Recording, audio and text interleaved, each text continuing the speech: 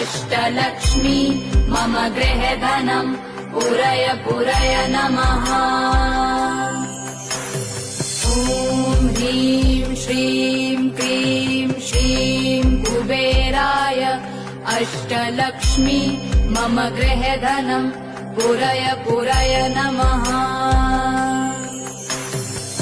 ॐ ह्रीं श्रीं क्रीं श्रीं कुबेराय अष्टलक्ष्मी मम गृहे धनम् पुरय पुरय नमः।